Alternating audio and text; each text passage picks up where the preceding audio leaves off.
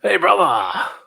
We're back live. Dude, what's going on, Saturday brother? night. Yeah. G'day, everyone. We're Powerhouse. Powerhouse Nation. Before we do anything else, watch this. You'll take my life, but I'll take yours too.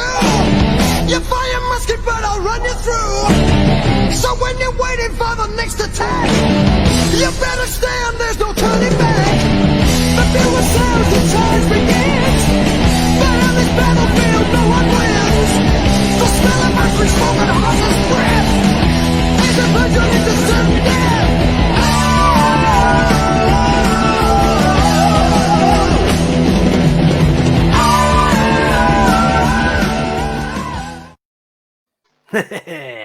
Yeah, bro, love Melbourne. Okay, What the hell is going on, brother? How you like that? I've got a couple more video inserts. I'm pumped up. Let's go. Yeah. Where is he? All right, we're into show number 3. And thanks a lot to everyone for the messages about last week with Dave Morgan. That was a great show. Very funny. Went for a long time. So we hopefully we won't be going too long tonight, but depends how we go with questions and what the Hitman wants to talk about. You know, he's the boss. And he is the boss. And keep an eye on the messages, bro, because I can't see the questions on my deal. So okay. Well, we got a couple of people in. No pressure. Let's. We've got a couple of people watching. Leanne Garland. Yep. George Blake, or is it Yuri? Yuri's watching.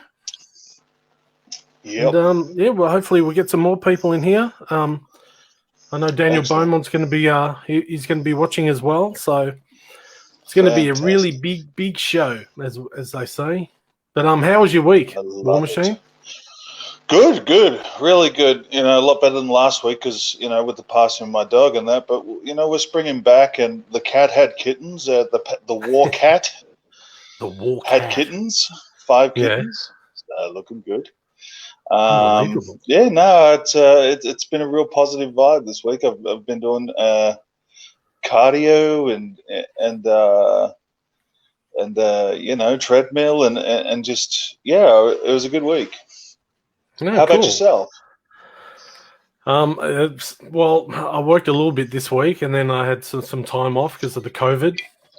So I had a chance to rest, relax, think about this week's show. And, it should be good. So we're just we'll be waiting for the Hitman to come along. He's definitely But okay, let's talk a little bit about wrestling and you and NAW. Yeah. Now, I haven't really got any questions. I haven't written any questions, so let's go to it. Last week we were talking about training in the ring with Mike Manson and George, and how it was pretty intense and stuff. With that training in the ring, it was a lot of cardio, but also learning a lot of moves. How did you find that? Well, you can really discover an athlete's conditioning, especially guys experienced as George and Mike, straight away. So as that first introduction to wrestling, I can't speak for them. Obviously, George will when he comes in here. Yeah. But I'm pretty certain their first idea was this guy needs a lot of work. not in a sense of not naturally talented, but in a sense of fitness and conditioning. So those early training sessions were just they were not only a physical challenge but mental as well. So it really tested you. Yeah. I mean, you think you're big and tough, and you might do real good on the streets, but then you step into the ring with guys that do it once a week or once a fortnight or once and veterans like George.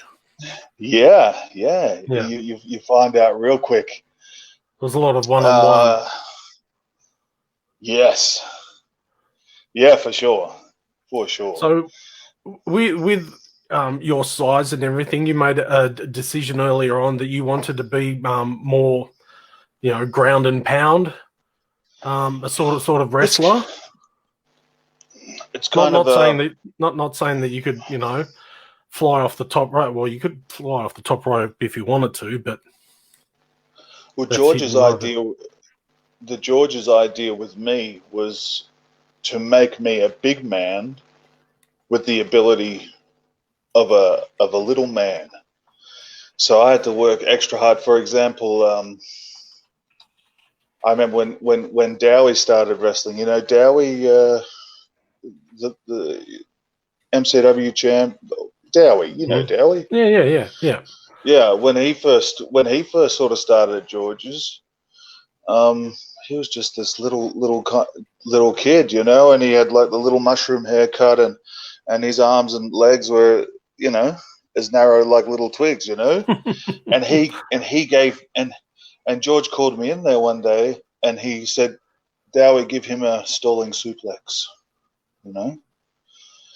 And I thought, shit, how are we going to, my legs are going to hit the roof of this place, And George goes, no, bend your legs. And for the love of God, Dowie gets me up there. He holds me. Little twig, Paul. Little twig. Little Dowie. Hold me. George goes, hold it. Drop. Boom. Down we go. So it was I had to, in those early Iron Horse, those early days, I could work really, really well with a small guy, and almost, I wouldn't say I matched them with speed and agility, but I held my own, So that was really, really cool. Like I remember when Mad Dog McRae first met me, and he goes, whoa, he goes, you're a big guy, He goes, but if you can move at that size, that's really good. He goes, it's one thing to be big, but the other thing is, can you move? So, that was, and I tried to, that was my work ethic, constantly trying to improve on that speed and agility. But over time, I'm heavier now. So, brother, how often were you training down at George's? 5 days a week. 5 days, sometimes 6. I was introduced to the whole promotion of professional wrestling straight off the bat. So I'd be 5 days there training, and the weekends would be doing whatever we had to promotional wise, whether it be helping with letterbox deliveries of flyers. We're going to talk more about this when the Hitman gets in here, because there's lots of cool stories that that tie in with all that. So I think sorry, brother. I think next week we're going to be talking a bit more about fitness and working out in the gym and stuff. Yeah. But how often did you how often did you lift the weights in the gym with George as well? Or was that independent of training at the Hitman? No. That was all tied in together. So you got to remember, this spanned it out over so many years. So it's kind of difficult to remember the levels you go through. When I first started, the gym was a necessity, because you got to remember, I first walked into George's gym 175 kilograms. That was my walk in to the gym. First meeting George, I was weighing 175 kg. And in fact, is George in the waiting room, or? No, he's not. No, oh, come on, Georgie, because he will talk about a lot of this. But I, for example, the doorway of George's gym. Yeah, I turned side on to go through the door. That's how. So we're talking some serious weight there, you know. And I remember when George first saw me, he said, "Jesus, man," you know. That was not hello, nice to meet you, nothing. He goes, "Jesus, man." He goes, "You're gonna fucking break my ring," you know. You know, so I had a lot of work, and he put me to work, and you know, and yeah, there's so much cool stuff I could tell you about that, but you know, he got me down to 95 kilograms in a relatively short period of time too. So it was. Do you want me to talk a bit more of that process while we're waiting, or? Yeah. Yeah. Yeah, that's fine. George wasn't always, how do I say, soft-handed. You know, we might see the softer side of him, but George as a trainer was very firm, very strong, very disciplined, and you know, some of those early training sessions, like for example, I remember I was down on the canvas and I was completely gassed, you know, at an early age, and maybe he was saying, "Fall down, get up, fall down, get up, fall down, get up, fall down, get up, fall down, get up, fall down, get up, fall down, get up," and that could go on for a period of 25, 30 minutes. So I was completely exhausted, and George said to me, he goes, "I ask you a serious question." And I said, "Yeah, what's that?" He goes, "You too fat for wrestling?" And I said, No. He goes, "Good. Keep going. I didn't tell you to stop, you know, to show you how strong, you know, how you got to really want it, you know. And if you want to push to that breaking point, you know, you got to really want it.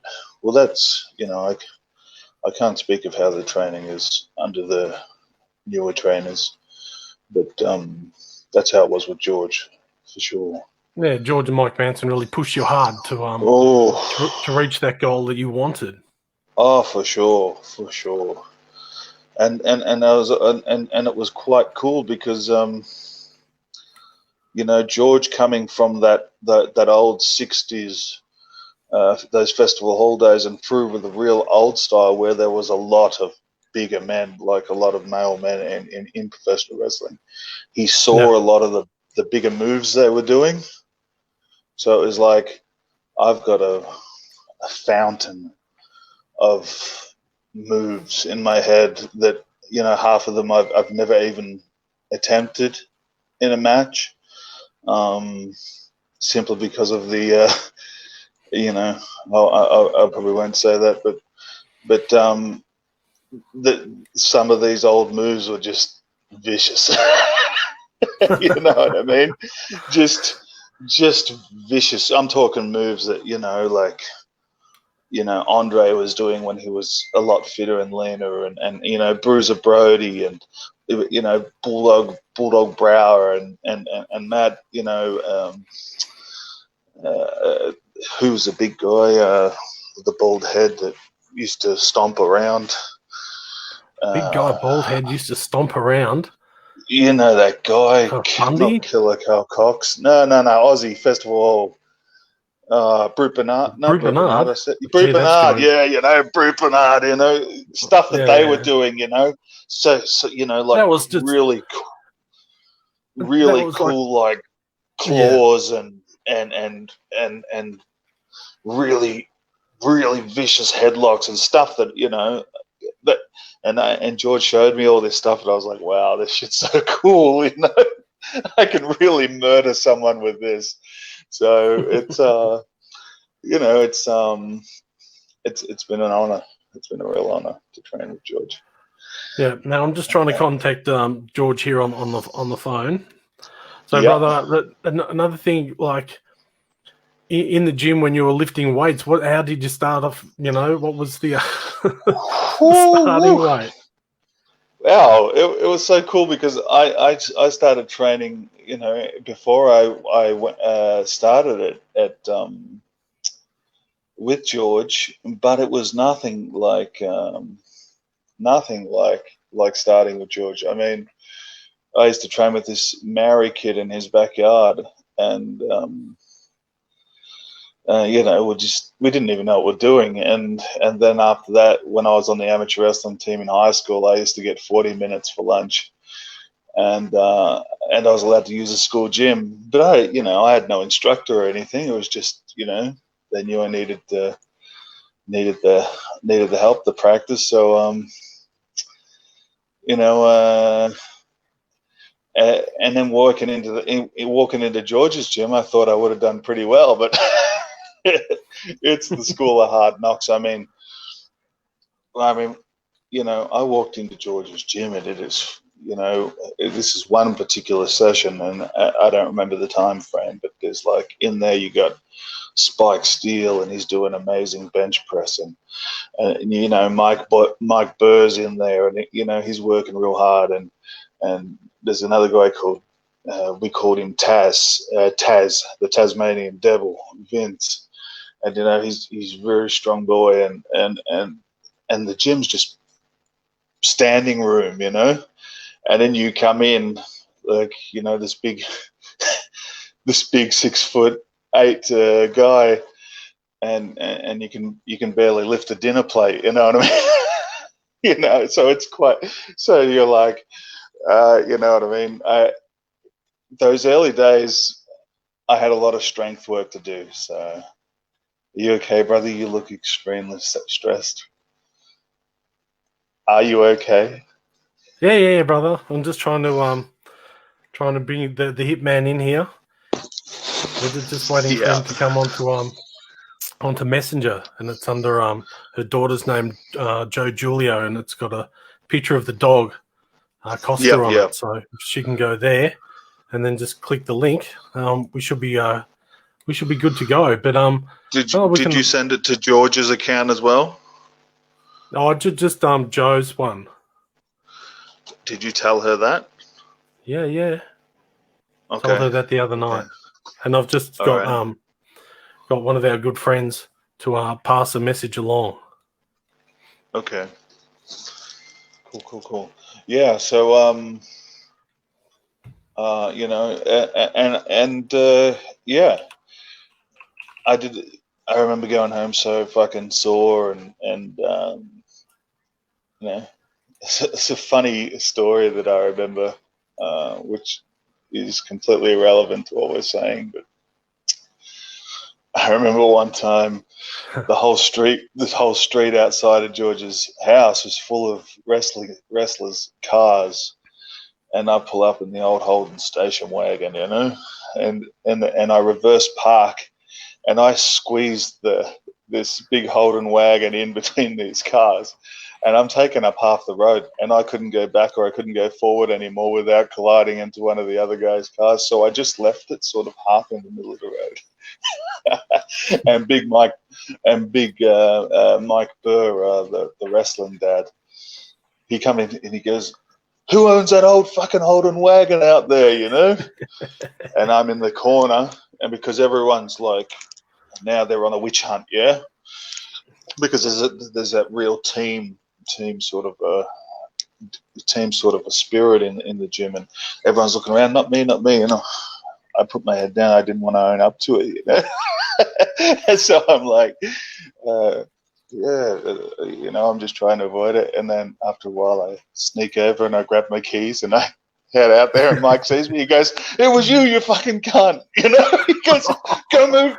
He goes, go move that fucking car. You're blocking the whole street, man." Brother, yo, watch on the screen. Did you see that? One more. Can I have another taste? Watch your filthy mouth. I mean, I'll play it one more time. Yeah, I get the message. I'm sorry. Maybe I should have paid more attention to the Strong language advised warning. Yeah, no. What else we're talking about? I'm getting a little off track here. Yeah, it was quite a journey. But Yes. George built me up. Oof, he built me up. Here we go. Well, brother. Here we go. Yeah, we finally got the Hitman. We found him in the depths Finally. of sunshine. Let's bring him in. Yeah, he's done so much. Oh, The Hitman. the Hitman. What's going on, brother? Hi, mate. Great to see you, bro. Really good. How are you? Oh, not too bad. Nice. Yeah, good. Good. She's Erin's over there. George said hello. She said hi. Hi. Yeah. So we got the man, the living legend, Paulie.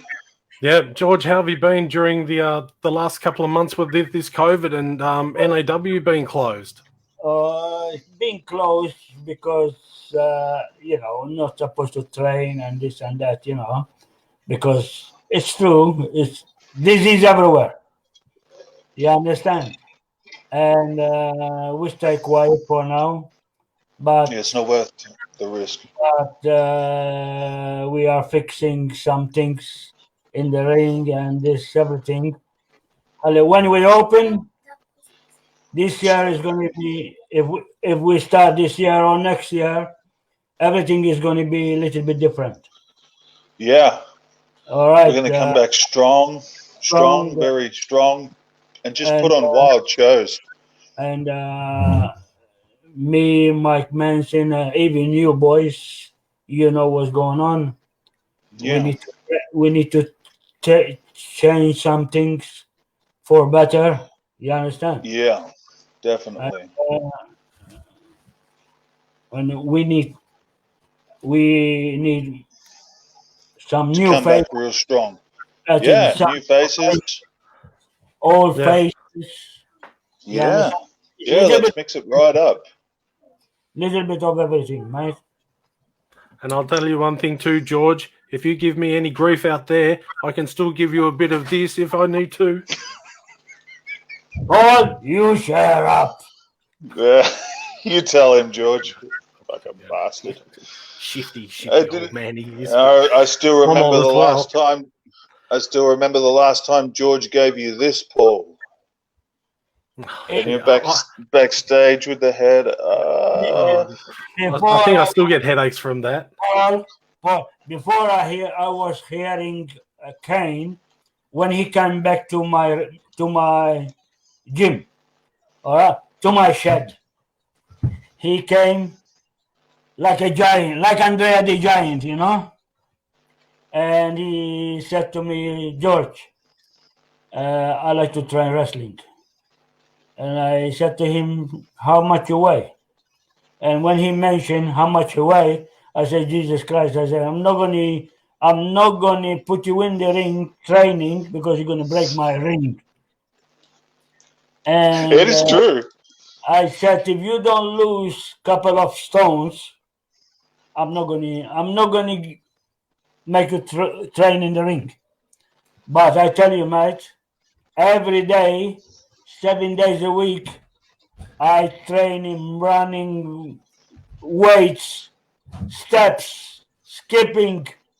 You understand? And he started, and he stood on the diet too, and he started losing weight. After even his face, he looked beautiful.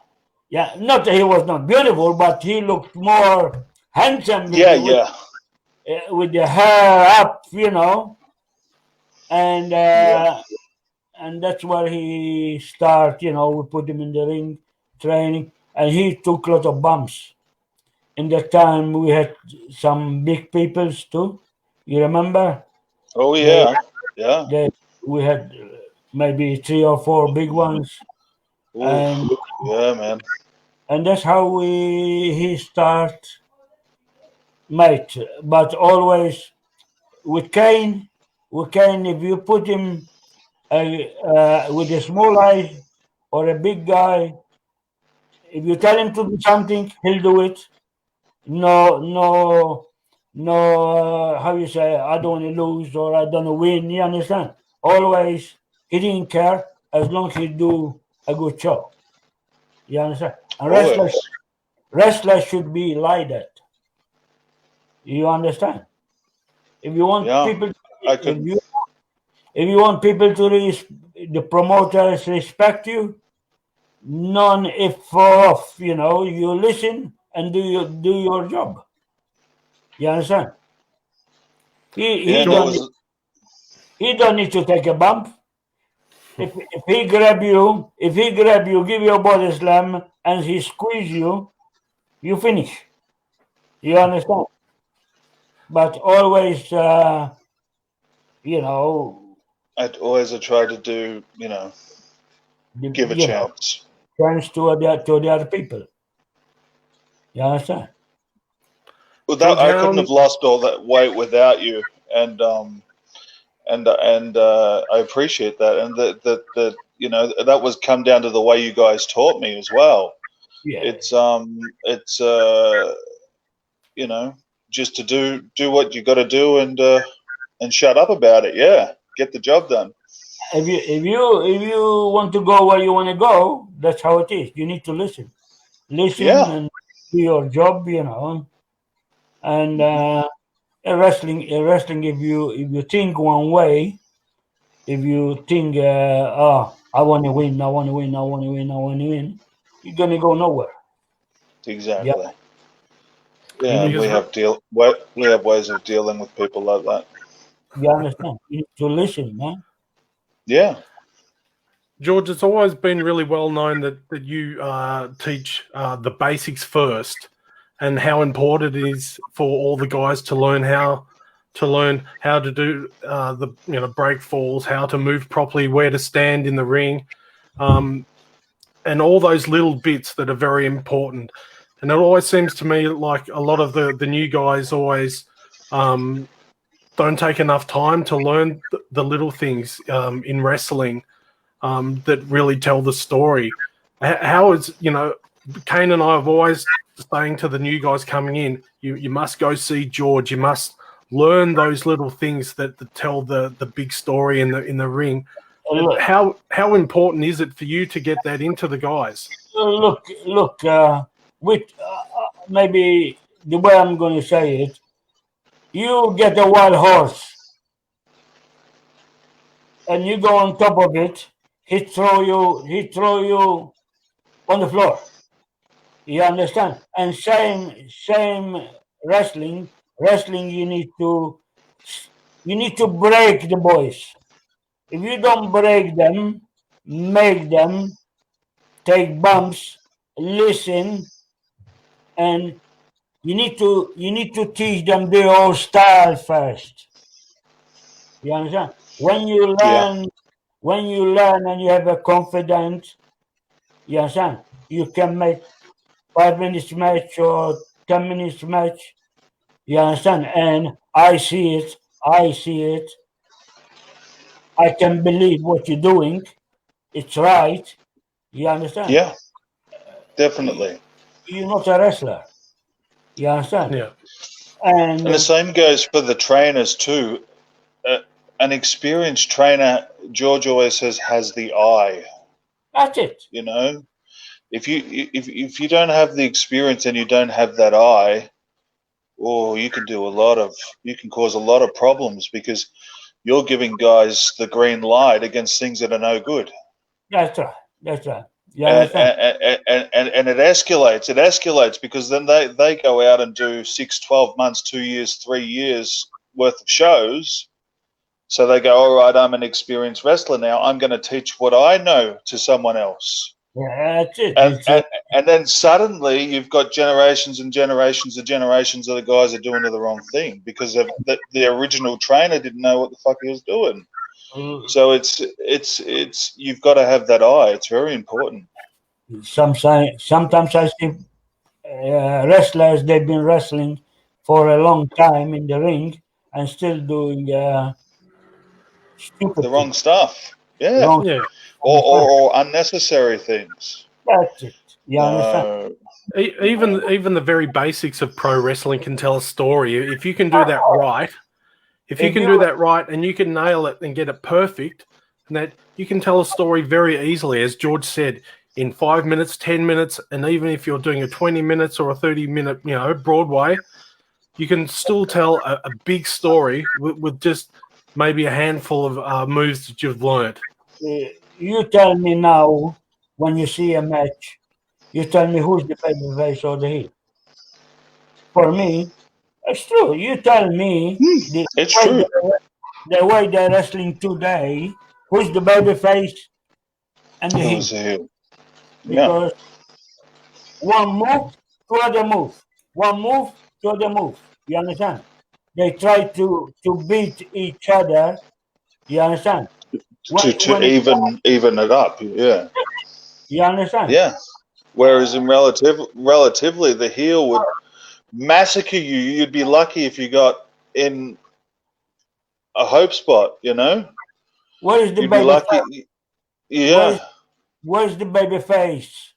They might, like when I wrestled you, George, and Mike Manson, you smashed me up so bad.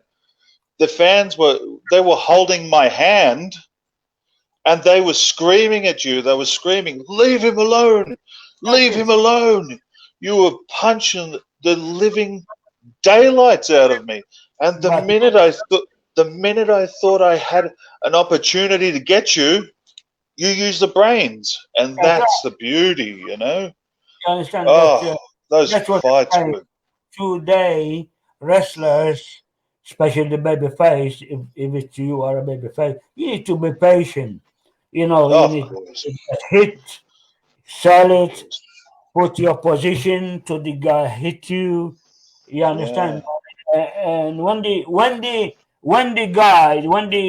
heel tell you make a comeback, you should make a comeback. You understand? Definitely. Sometimes the heel understand more the crowd more than the no, he don't understand, but that's the sound of the people. You understand?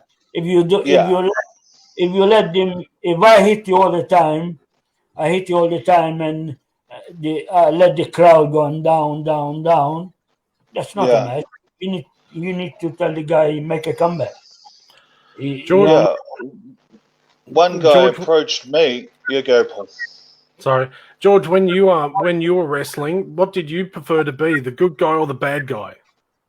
I tell you, I start a good guy for maybe 4 years, but after we came, me and Konya Gavidis in Geelong, the promoter put us against each other, and he said, "Who's going to go?" Because both of us baby face. He said, "Who's going to go heel or baby face?" I said, "Look, I'm going to do the job." And from that on, I loved it. You understand? 6 months on a heel. Actually, 6 months on the road, and after Jimmy Snuka wife, she used to watch us wrestling, and always she watched me, and if I do a mistake, she used to tell me, "Look, George, next time, go harder or go." You understand? Or really? His wife was watching, huh? Yeah. She's that's so cool. Because even Jimmy Snuka, when we used to finish the matches, he said, "What's left for us?"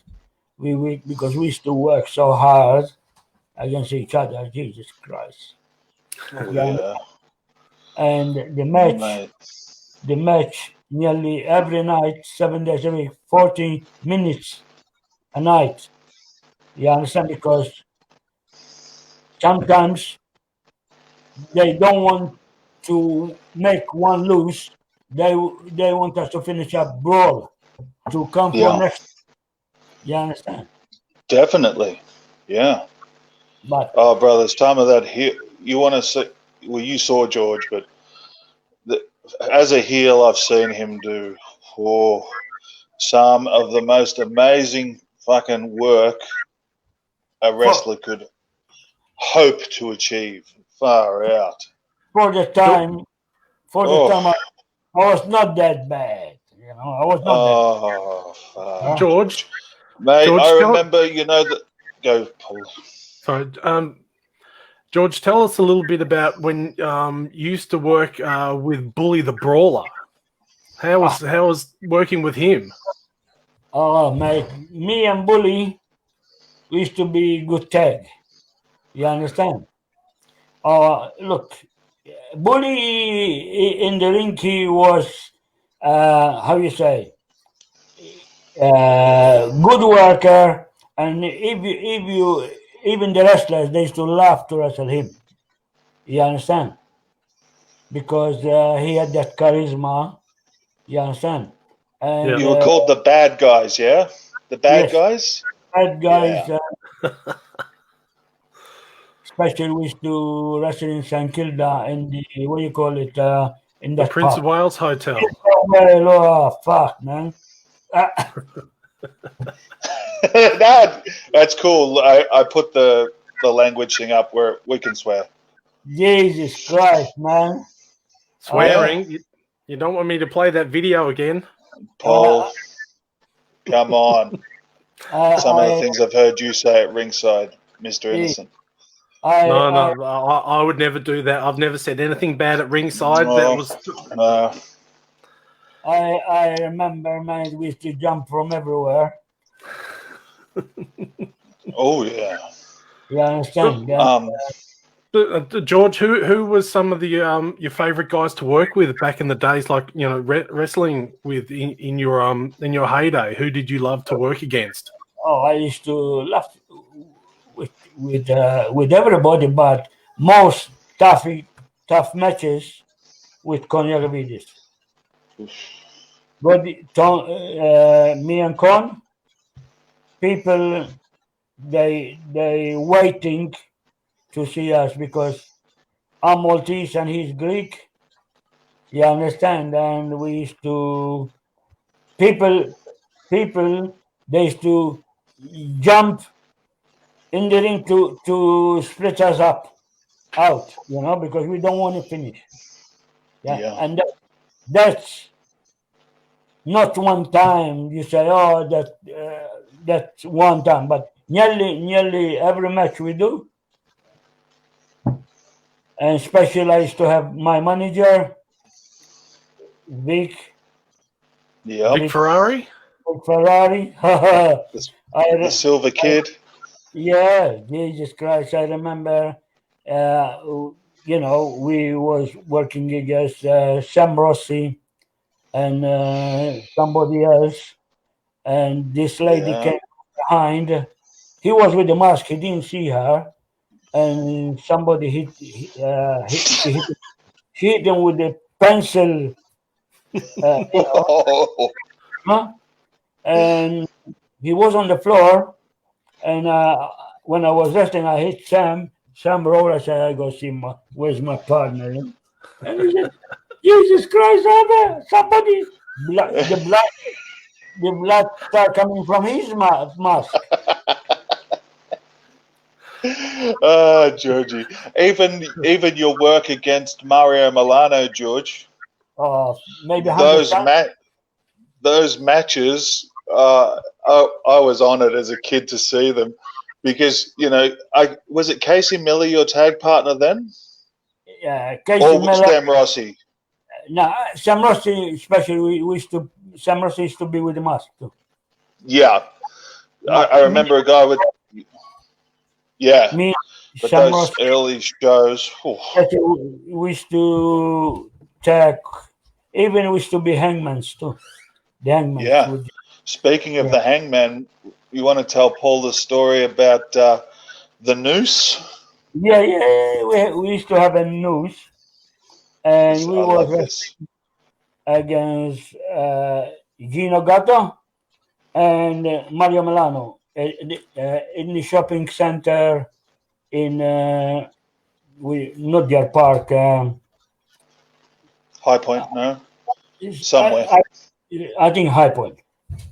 Yeah. And we said to Gino, we said, listen, Gino, when we put the news, make sure you put your hand here, because the news, if she goes, we can pull it out back, because it was real It's news. a real noose. Anyway, and so they throw the rope over the sea channel, over the ceiling, Paul.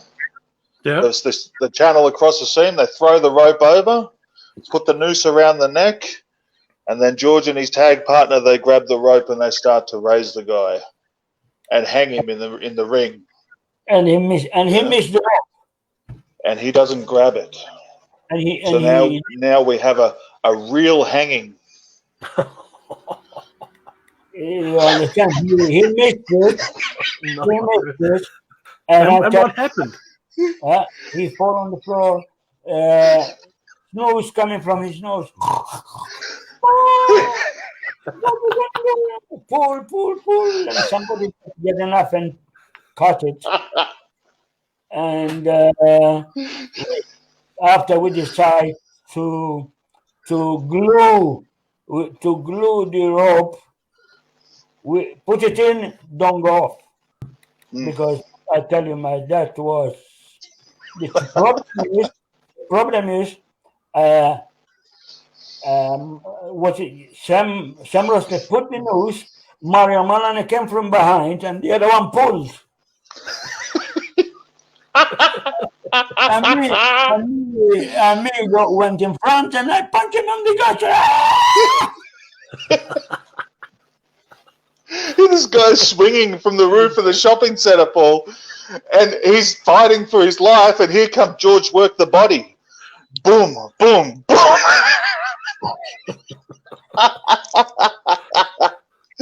Oh, gosh, I love it. That is awesome. Anyway, after all, we nearly cried after, man, because it's crap. Now we're laughing, but that was not laughing. Oh, of course. Look, but it's just one of those things where it's just so cool. We were talking about early training before, George, and I just wanted to touch, Paulie, that I did my very first 500-pound bench press with George. Yeah, that's exciting, man. Yeah, over 5. And to show you how he built me from nothing to something really strong, it was just so much hard work. It's the push. Even the bar is the bend. The bar is the bend, man. I have the bar. I have the bar in the shed. That bar, I hanged it on in the roof, because you was very strong man. So were you. Yeah. You was big, but you was strong. You understand? Yeah. Like the guys, George had a friend, another Maltese friend who owned a farm, and he raised birds, and he was a really good guy, and he was a physically strong man. So George and him would get in the gym, and brother, I'm talking, this is in my time, and they were doing weights like insanity amounts of weights. And one day I was in there, and they were doing deadlifts and clean and jerks, and this guy said to me, he goes, I lifted it, just barely do it. He goes, I can do that with my dick. He goes, put more, another 50. Oh, I'm surprised you didn't hear me screaming from Paran. And you hear George, you fucking pussy. This is, you think it's strong? Man, I do this with my fucking dick, And brother, I used to get so angry. I'd be like, I hate George. I hate his friend. I hate them. But it's just how we got strong, wasn't it, George? Because anyway. But what we do because you love it. Right? Yeah, of course. If you don't love, if you don't love to train people, don't do it. Yeah. I do it. I done it for you because I want you. You was something special, big man. You understand? Thank Look, you. man, I appreciate it. we I didn't really we, do. we didn't have people like big like you. No. You know, we had like in those early sessions, those big men you're talking about, Chief Tomahawk. Yeah, he was not Remember the chief? But big, but you had him doing amazing work out there because you gave him that idea of of the what Indian he should do of the Indian, and he looked $1 million. fantastic. Oh, did you ever see him, Paul? Oh, mate, he looked like a That was a bit before my time. Oh, he looked like a star, man. Wrestling, the looks number one. You understand? amazing, And you had Jungle Cat, Manson, Rhino, Wayne Star, oh, Wayne Wayne Starr. was another one, man. He was really, really. That was really good babyface, man. Ox, Big Ox. Ox, Ox. Oh, that guy could punch you, Paul, from one side of Melbourne to the other. God, he was a machine. He was, Rhino. yeah, Rhino. I was lucky enough to see George wrestle down at the Prince of Wales Hotel in the Rock and Roll wrestling. Yeah. But I also got to see George wrestle on TV on Channel 9 back during the 70s when I was a lot younger. Wow. But I did remember who George was, and when I first saw him at the Rock and Roll Wrestling, I thought, wow, that's George, Julio and stuff. And I managed to get backstage and introduce myself, and George, it was fantastic. It was like, George speaks to everyone like they're, his friend and everything, and it was just great. And that's when I met Konyakovides. And I'll tell you a story, George, about Konyakovides, because I used to be in. One thing about Konyakovides, I'm going to say something, man. You see how many people can talk about wrestling? What do you call it? Con is the best. Con. Is the best talker. You understand? Yeah. He the best guy To explain things and. Yeah. Because his father used to teach him since he was maybe 6 years old. To make promos. Yeah. You understand? He was the best one. Wow. For promos is number one. Con used to run the security at a lot of rock and roll venues in Melbourne. And before I got involved with wrestling, I used to play in a lot of bands around town. And we especially did a lot of gigs at the Prince of Wales Hotel. And Con was the security guard there most nights. And when I realised who he was, I used to go up to him and we used to have long conversations about pro wrestling. Well, one night at the Prince of Wales Hotel during like the mid-'80s, well, they used to have guys called skinheads who were not very friendly towards other patrons. And one night the skinheads were causing a bit of trouble, and Con said, "I've had enough of this." And he literally grabbed two guys by the shirt collars, lifted them off the ground, and he says, "I'm going to introduce you to something." And they said, "What's that?" He says, "The stairs." And he threw two guys headfirst down the stairs at the Prince of Wales Hotel, and they took off, and all the crowd just burst into applause and yay and everything, and it was unbelievable. Like, Con was just awesome. Because, it was full on. Con was so nice. He used to tell us a lot of stories about when he worked overseas. But in you America and Con, and in George, Canada and everything. You and Con, George, you hammered each other. Like, those fights were... I tell you something. When we used to work for Kirk von Schneider, you know, when we used to work, Yeah. he go to Con and he say, "Oh, Con, George have body better than you." Oh, He come to fuck. me and he say, "Con, look at Con, your his body better." And we, you know, when we used to get Go at it, because it's that's one of the things I want to touch on, Paul. It was very, especially even when I still started, it was so competitive, even in the locker room between wrestlers. Everyone wanted to be the best, you know, like you know how a locker room has like I guess you could say a team mentality. That was something that only started in the past like maybe 5-10 years. Before then, you wanted to be the guy. You wanted to be the best. So Kurt saying that to Con, George has a better body than you, and maybe Kurt goes to George and says Con has a better body than you, and to put then these two guys, boom, you know, it's real hatred, and I mean that's sort of a fire. I mean, you remember a Big Ox and Selector? Yeah, Do you remember that? yeah, Jesus. Oh, Jesus. I think that was it. I think that was the last Selector ever appeared. Yeah, but Ox just, in, you know? in that match we was wrestling and we was a tag, me and Ox, and Yeah. the other guy he gave him elbow, but the elbow it was It really was yeah. really hard one, and Yeah. Really sink it in. Yeah.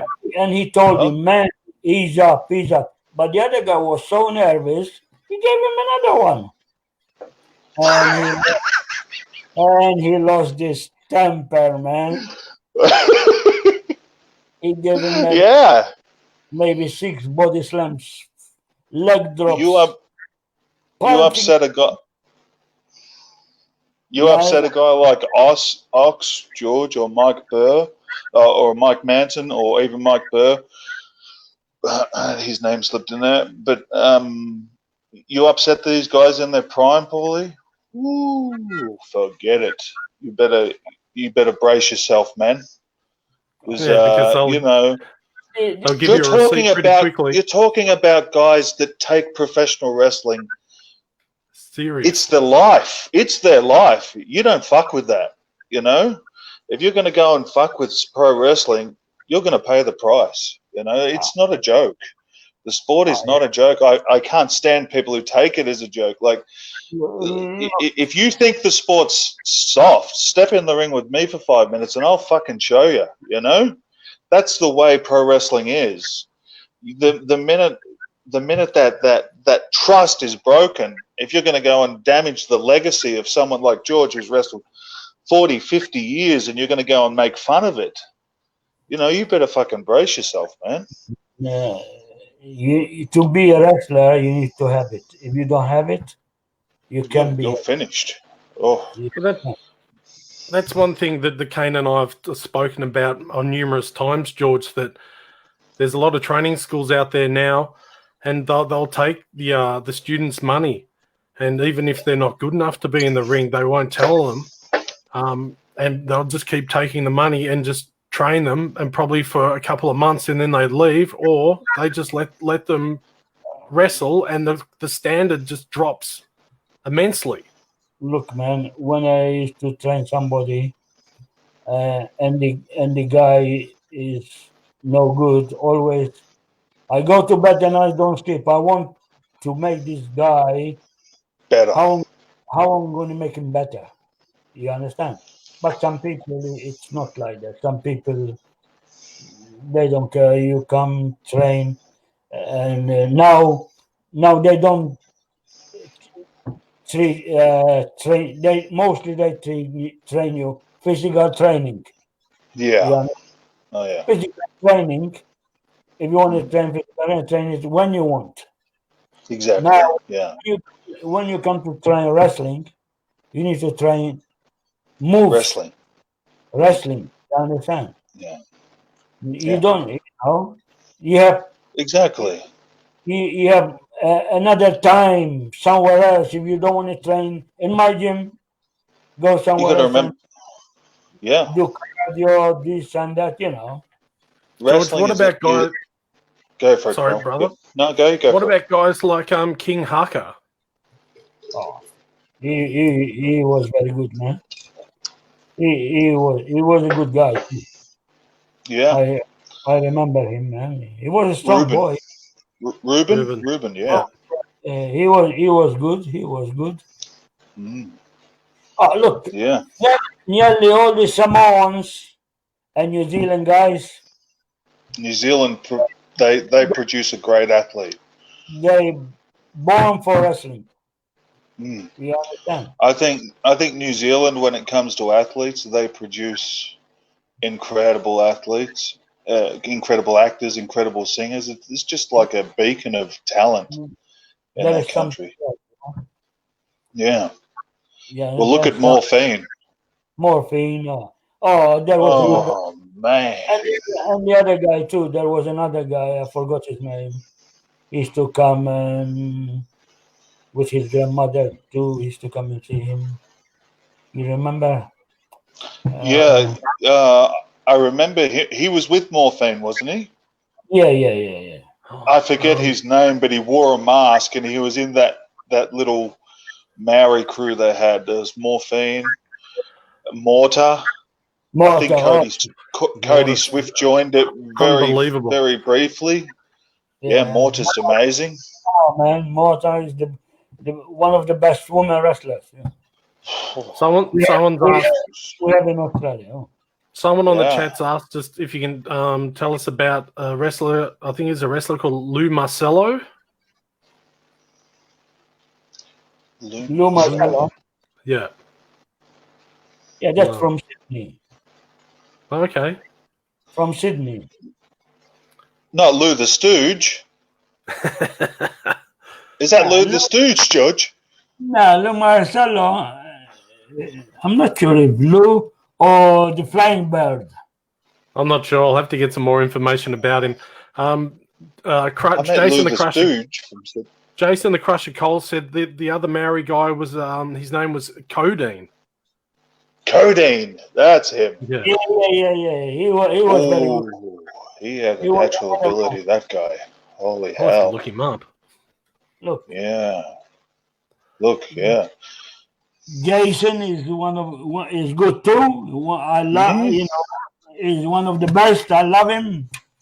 You understand? I love to bash him, so he's good. I love to bash him. Yeah. You know, I like to make him my bitch, but it doesn't always go to plan. I've tried to hang him. I've tried to power bomb him. I've tried to kill him. What else can I do? I just can't fucking succeed. Yeah, he lost a lot of We've weight. done it a number of occasions. I hear he lost a lot of weight. Really? That's what I hear. Team Crusher.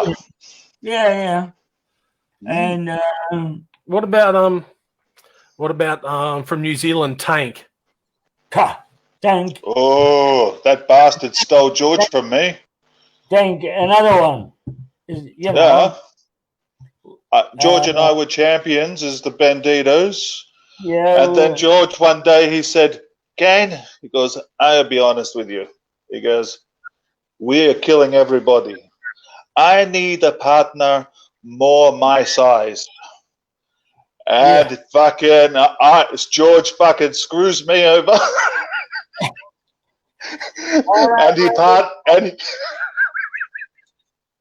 and he partners with Tank.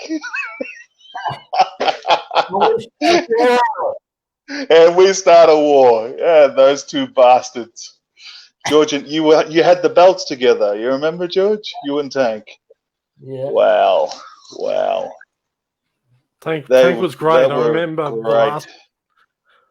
the last time he came to Melbourne, and you War Machine. We had a match against him. I think it was Australia versus New Zealand. Yeah, a long time ago. Yeah, it was a couple of years ago, and that was a spot I remember. I had to get into the ring. You had your back turned Kane, you were dealing with a referee, some peanut referee you had to deal with. So I jumped up in the ring, got through the ropes and everything. And Tank had his back to us and stuff. And I grabbed my hand and I just whacked him so hard on the back of the head. And it didn't faze him at all. He just looked around and saw me and gave me the big Hogan sort of point. And I just got out of the ring as fast as I could.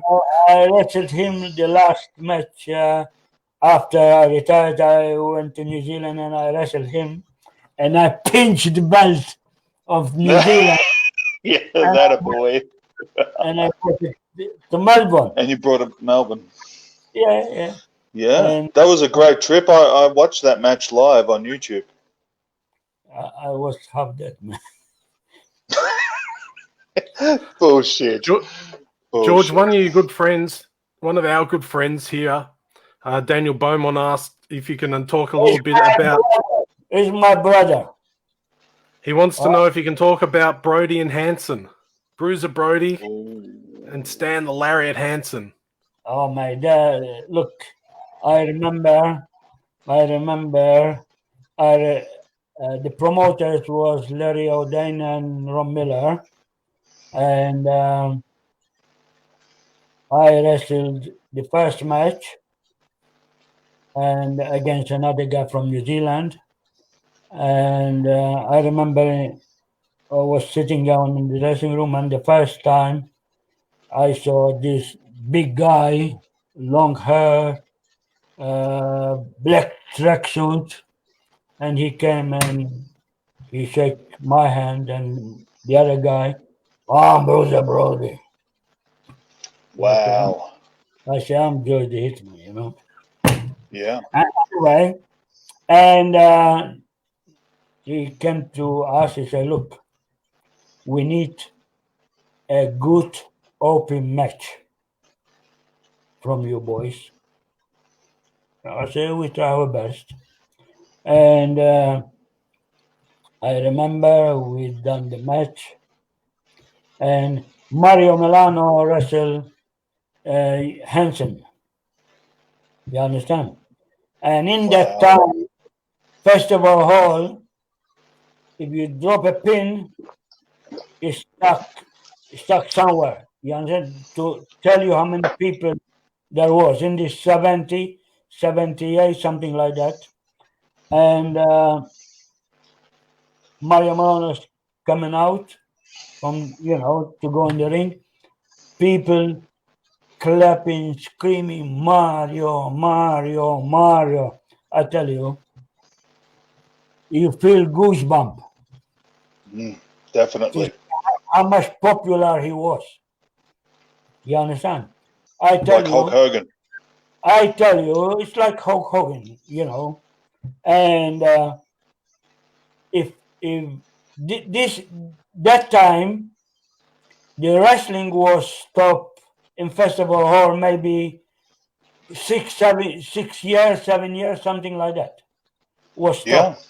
Yeah. And Larry O'Dane and they done one show in Festival Hall. You understand? I tell you, if Mario Milano that night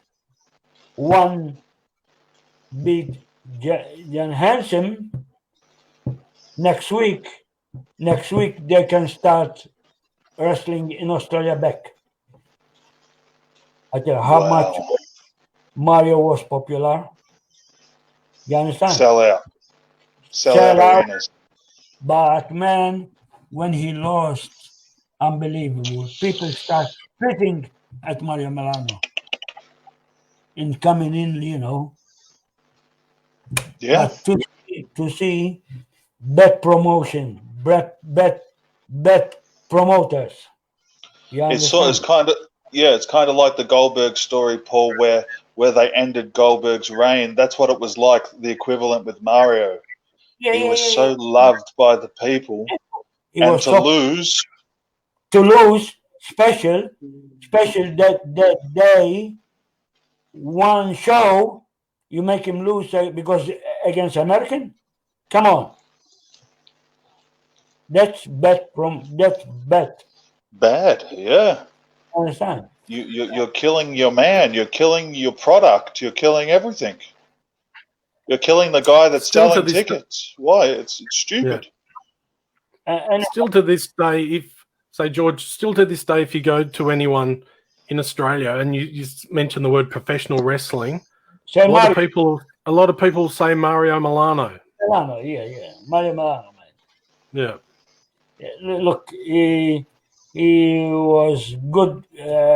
God for us. Melbourne was god of wrestling. You understand? But he was not smart enough to stop and promote. If No. he stopped wrestling and promote, still we have promotion. Still we have wrestling in Australia. Maybe On television. his kids multi-millionaires. You understand? Yeah, definitely. If they be interested in the business. Off his credibility, TV Exactly. networks would have paid attention. You know. Of course. After wrestling finish, we was needing men like that. Yeah. Yeah, people know him, respect him, the big people, you know. Definitely. George, what was it like working for the American promoter Jim Barnett here in Australia during the 70s? Look, I can't talk much about it, but look, man, the big man, the Americans making big money, and the Australian making shit money. Yeah. You understand? That doesn't surprise me. You understand? Look, in the time, in the 60s, what do you say? Not even factory make £1 million. You understand? But wrestling in that time, the promoters to make £1 million. Big. Not even the factories. You understand? With everything paid and you understand? And wrestler, the Americans, there was people, wrestlers here, they used to make £2,000 a week. The Americans. You understand? Yeah, it's big. And our boys, our Australian people, wrestlers, they get peanuts. You understand?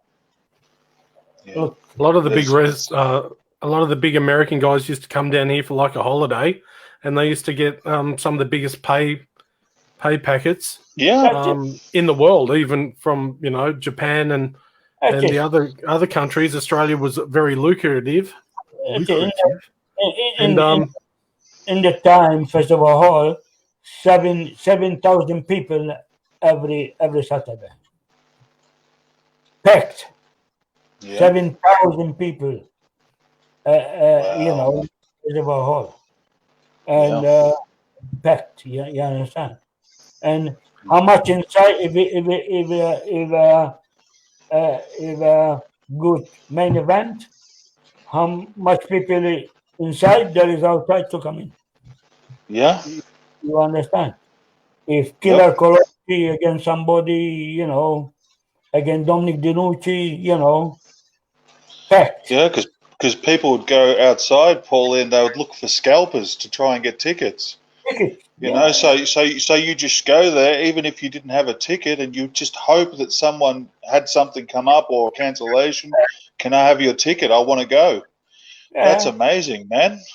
And people used to cut tickets from week to week. Maybe even 1 year. They for 1 year there's same seats. Yeah.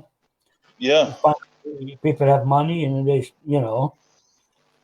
look. I was lucky enough to go to Festival Hall during the late 70s before it finished, and I got to see some local guys like Kid Hardy and Johnny Gray wrestle.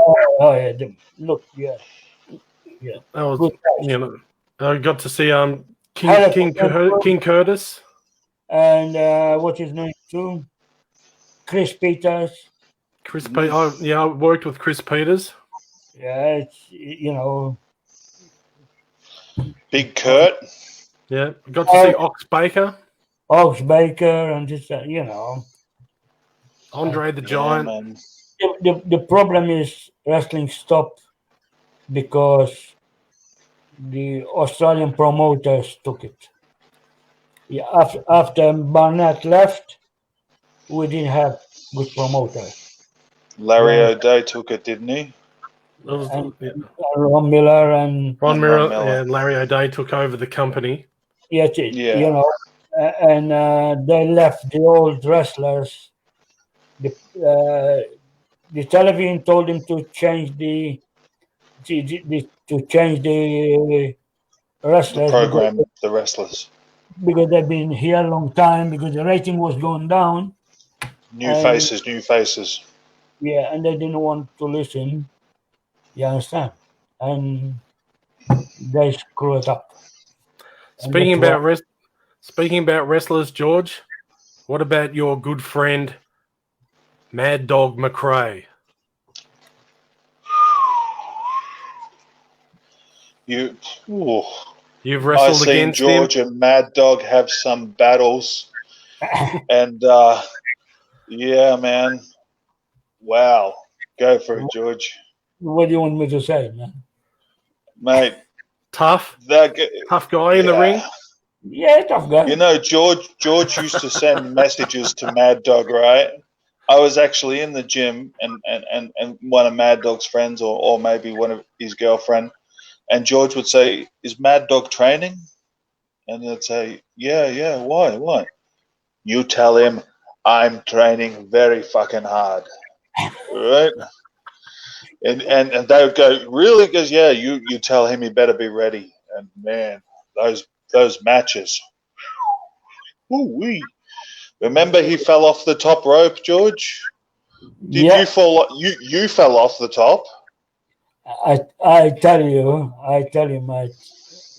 mate, Mad Dog is a tough and crazy wrestler, man. You understand? I tell Yeah. you, mate. And not only that, I love him, mate. He Yeah. outside of the Yeah. ring, he respects me. I respect him. But in the ring, we don't love each other. One of the matches, Paul, Mad Dog fell from the top, and I don't know if he was wrestling George or what, but he fell to the outside floor head first, man. That's me. Oh, you fell? I think what's happening is you came in the ring first, Me? Yep. yeah, and then a Yeah. match, and you had too much oil on you. Yeah. I'm sorry, George. I don't mean to laugh. You went, Baby oil. yeah, Oh no. you went This to is the rock, ongoing.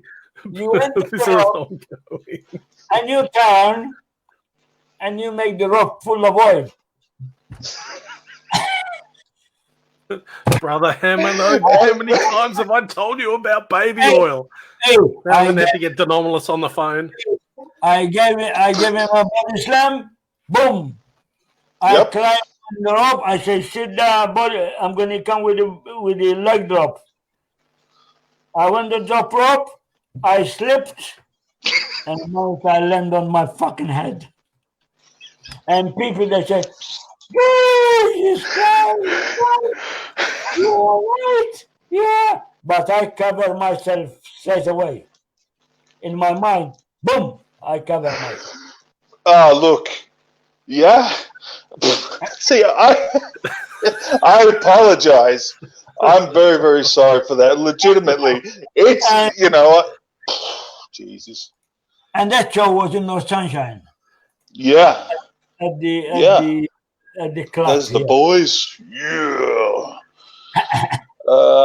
Man. But I'm so I apologize about that, Georgie, truthfully. But I didn't realize. You didn't apologize that day. You said, he got it, that bastard.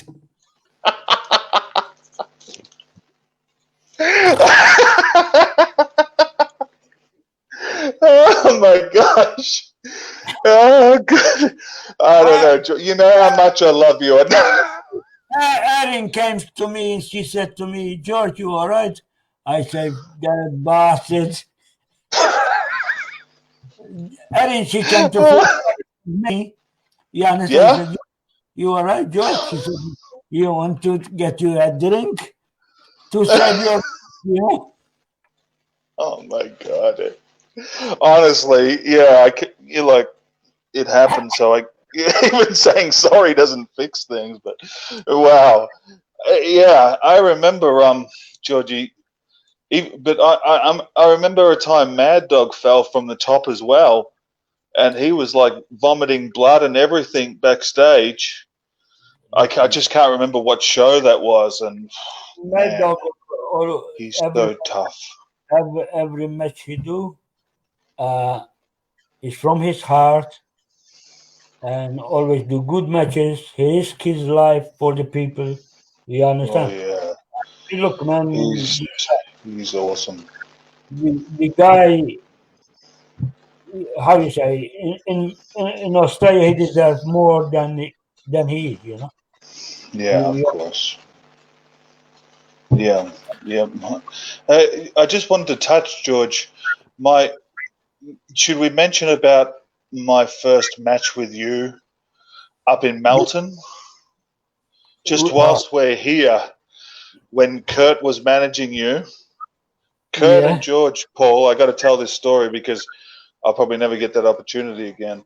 But Kurt was managing George, and he'd come out, and they looked just awesome. And they brought me in as a bodyguard to George, and we tried multiple different things. Like one time, I was on a dog collar and chain, which didn't work. It was a rip off of James Jackson, and all this sort of stuff. And I was really green, and you know,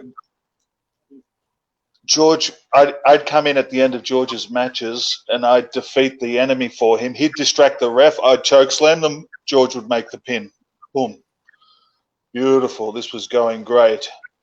And we build up, and the crowds are just massive, 7, 8, over 1,000 people.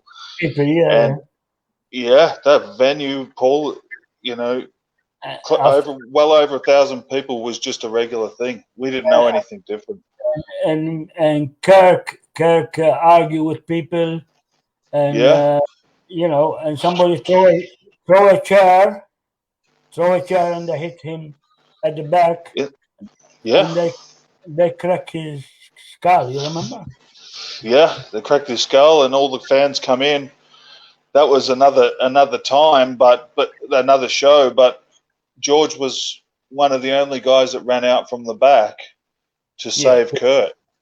He had to fight his way through the fans and get on top of George, get on top of Kurt, and shield him from the fans, because the fans had just swarmed the ring, Paul. They wanted to kill Kurt. They were out for his blood. They cracked his skull open. You know, just wow. And that's wow. From there, Kirk start going bad. Yeah. Terrible. But this match, brother Paulie, as I was getting back to, after a while of me winning the matches for George and him bossing me around, we come to a rumble. And it come down to me, George, and another wrestler. And George threw the other wrestler over the ropes. And then he turned to me and he said, all right, you dog, you know, eliminate yourself. I'm the man. Get out of the ring. We fall over the top rope. And I look at the people, you know, and they're no, don't do it. Next minute, George, punch me in the face. Boom! I go down. He's, get out of the ring, dog, you know. I'm the man. You shut up. The crowd. Woof. Hot. You know, George is, boom, oh, you piece of shit. Boom, you piece of shit. I made you a wrestler. You know, all this sort of power, beat the shit out of me.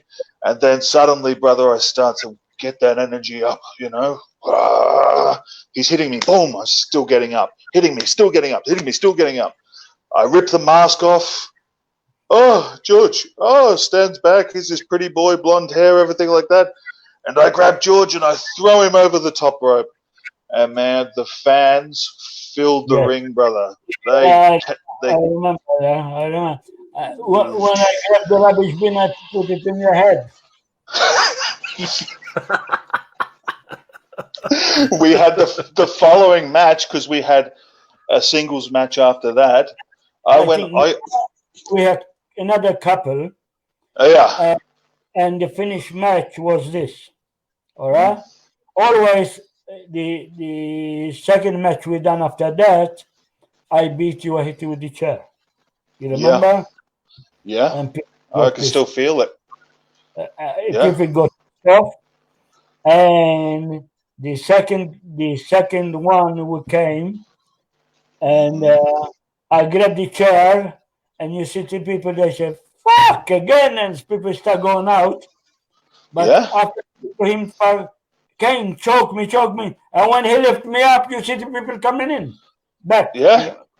The fans got up out of their seat, Paulie, and started to leave the show. They said, not this shit again. They hated George the way he bullied me for so long. And when they saw him belting me again with the chair, they started to leave the venue. They got up out of their seats, and there was just a queue up to get out. Now when he to choke me, give me the chokes, do you see them run the chairs? They all ran back to their seats, exploded, 1, 2, 3. Oh, that was amazing. I got on the radio station after that, Paul, Triple M. And not only that, when I'm coming out after the chokeslam, you see the fucking the carton papers throwing at me, everything. Yeah, they used to get show flyers and everything, screw them up, throw them at you, papers, cardboard, posters, chairs. I tell you, at PCW, people throw me ball bearings, man. Yeah. Too much. Yep. Joking? Yeah, I remember in St Albans, they threw marbles. Yeah, even I called Kane at the promoter. I said, listen, if what who throw me there because and he said true, and he said I'm looking who throw you the You understand? Yeah. And another thing, you remember when I was your manager at PCW when your hand stuck with the hair of Candyman? Yep, I certainly do. We come main event in PCW Rowville, Paul, and it's a big deal. It's a full house. And George is my manager, and I'm going against Candyman. And I pick him up, and I'm wearing these wristbands, these wristbands, and they got studs on them. It was a stupid mistake on my part. I thought they looked really cool, and I body slammed Candyman, and his hair got wrapped in my studs on the wristband. And these straps, they're I can't get them off. They're strapped on with tape and everything else. So now my hands are stuck in the hair, and I'm really tangled up in Candyman's hair. So I'm trying to stand up, but I've got his head. And Candyman, I said, "Fuck!" And he's crying, he's screaming, brother, because I'm ripping his hair out. He's screaming in complete agony, and I'm like, fuck, and I'm pulling my hand as hard as I can to break free. And George is at ringside, and it's on the DVD and everything. He goes, "Pull the hand out, you fucking idiot!"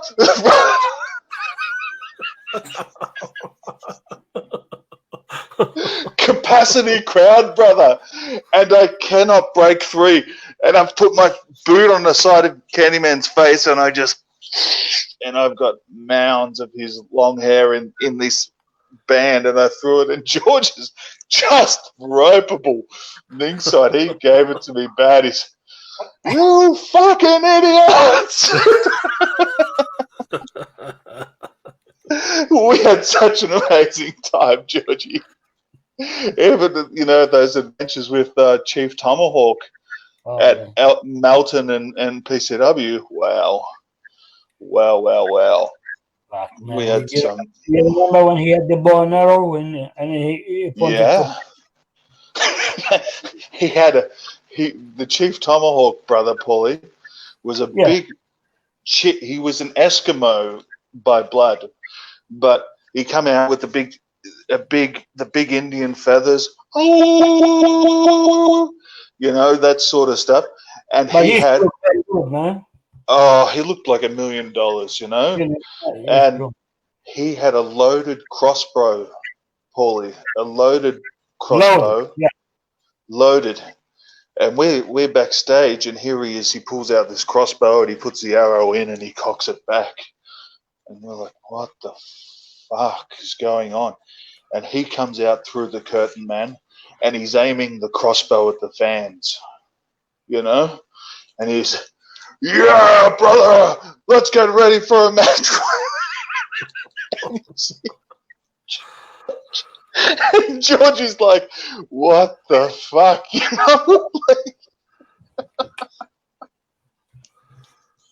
We had some amazing times, Paulie, but he was so amped up, right? So full of adrenaline and so strong. He was a dangerous man.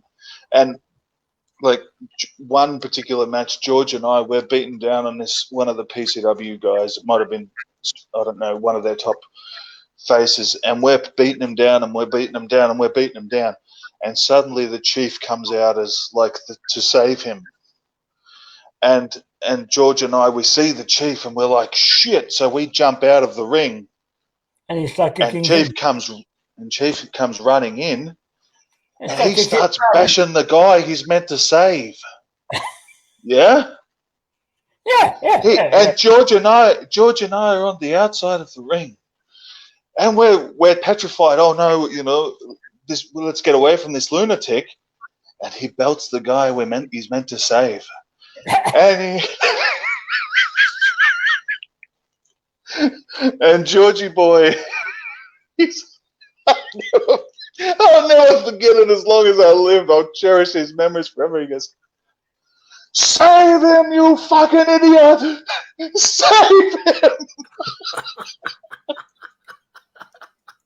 Anyway, and after he came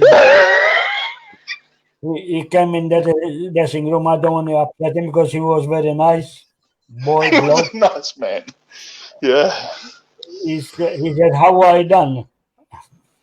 I said, yeah, very good. They come one of the Melton shows, Paulie.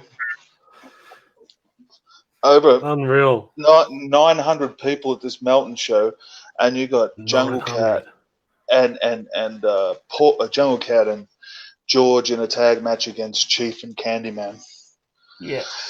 And suddenly in the match, the Chief forgot whose team he's on. He forgot, and he goes over to George's and Jungle Cat's corner. And he's waiting to get tagged in. And George is punching the fuck out of this guy in the ring. I mean, he's killing him. It's like, fuck you want the candy? I'll give you a fucking candy. Boom, boom, boom. I mean, like, impact, brother. And you get Jungle Cat in there, and he's running Candyman to the ropes, and they're just pounding him. And Chief's in their corner. He's waiting for his chance to belt Candyman, And it was just out of control. I'll cherish it forever. It was just amazing. Amazing times, Georgie. One story, brother, I know you love to tell, and we've told it to each other and other people in the dressing room many times, was the story of the big 8-man tag, which I was involved in. Phil Galulis, the referee, George the Hitman. We had referee Dave Morgan in there. I think we spoke about the match last week. We had the really nice Spanish kid Fuego. Yeah, he had the big tattoo across his back. Do you remember that night, George, at all? Yeah, I remember the match, but I even got in there with you. We locked up. But anyway, George, it got to a point in the match where you all came said to me and Phil and to Snooze, you guys have to get in there and wrestle. And I said, I'm not getting in there and wrestle. I'm not a wrestler. I'm just a manager. I can't do it. And you said to me, you get in the ring. Oh, yeah, just beat him up. It doesn't matter. Yeah, fucking kick his ass. Kane said to me, just get in there and kick his ass. You know what to do, brother. It's really easy. Just get in there and bang, bang, bang. You got this. So I got in there and Phil and locked up and got him in a headlock and stuff. And we were just, trying to put on any sort of resemblance of a wrestling match. And somehow he got me in a front face lock in the DDT position in the middle of the ring at NAW, full house. And Phil says to me, DDT. And I'm there thinking to myself, he doesn't know how to do a DDT.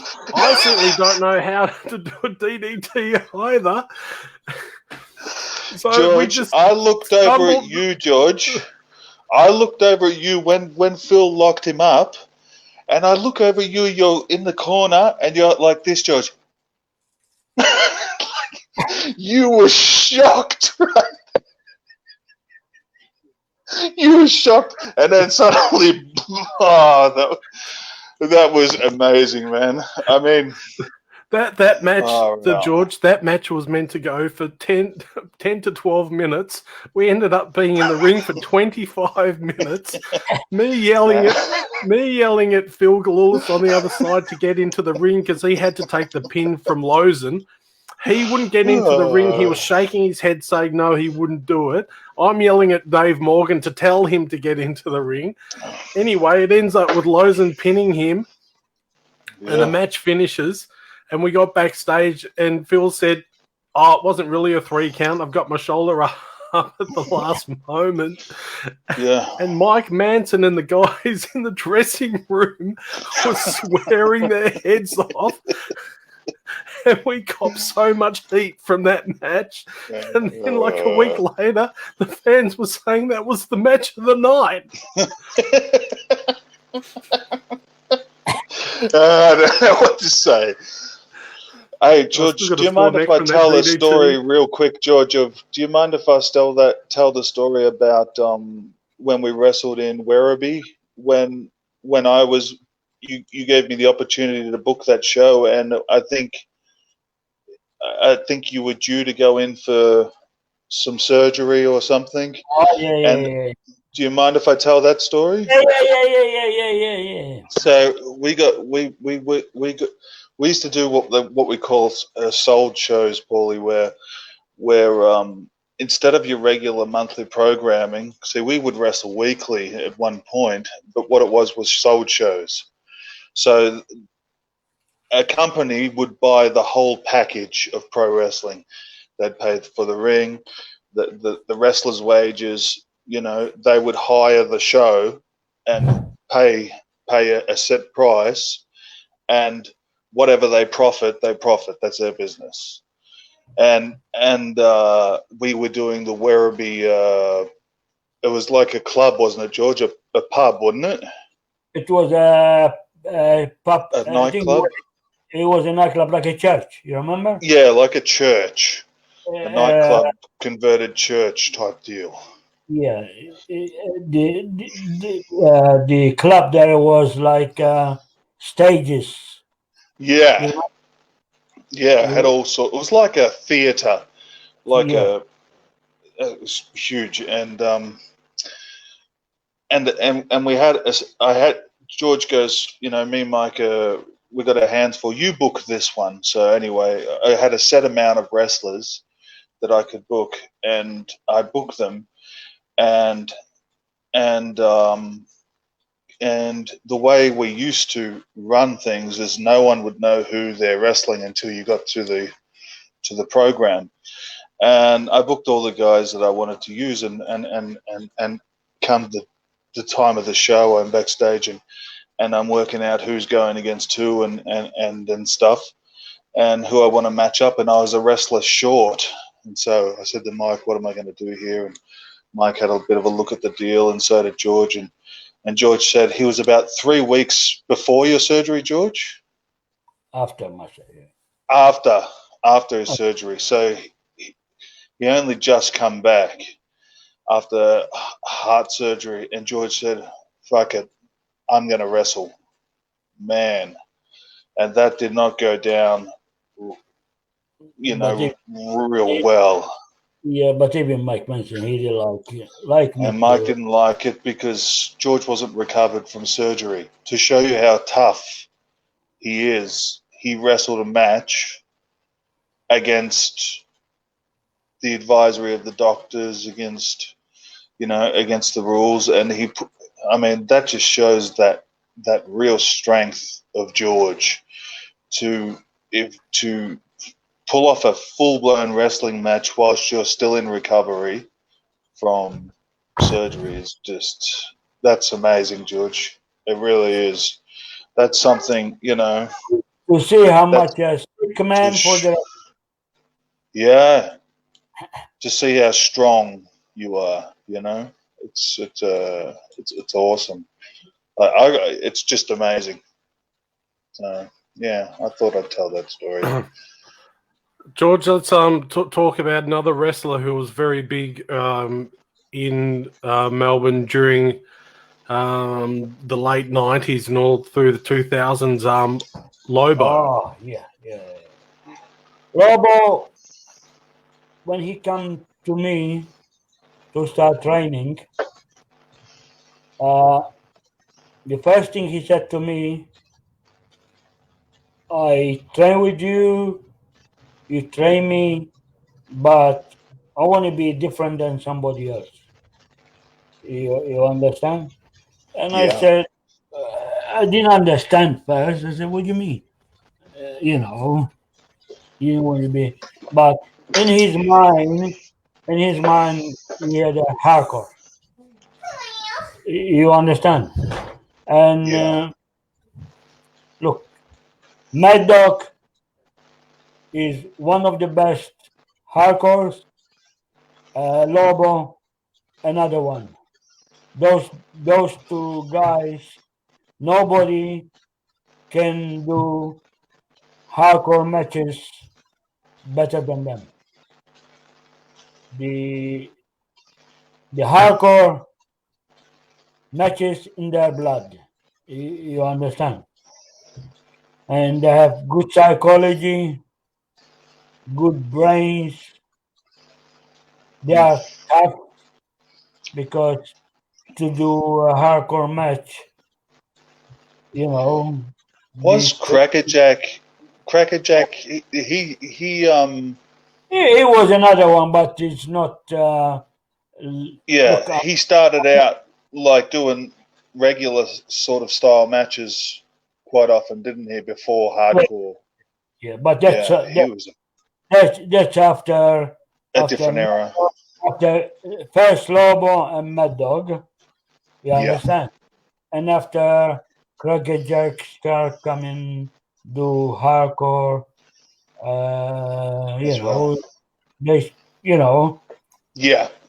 was a few, but I forgot their names. But George, here's another name for you: Spike Steele. That's another one. That's another one. Look, man, I can remember everything, but Spike was another star. Another hardcore. He can wrestle, and he can do hardcore too. A great scientific wrestler. Awesome talent. You understand? Good psychology. But Crackerjack too. Hardcore after. I remember Crackerjack's a beast. Spike for me was number one. he can wrestle, he can do hardcore. You know, look, man, he broke his hand in the matches. Fucking, he continued with the broken hand. You understand? And Now, George, NAW is really renowned for having battle royals and having an assortment of people, wrestlers, come in. I remember a few years ago, we're in a battle royal. I was in the match as well, and the War Machine. At the start of the match, you turned on the head of security, Vlad, before the match even started. Do you remember that? that was funny, eh?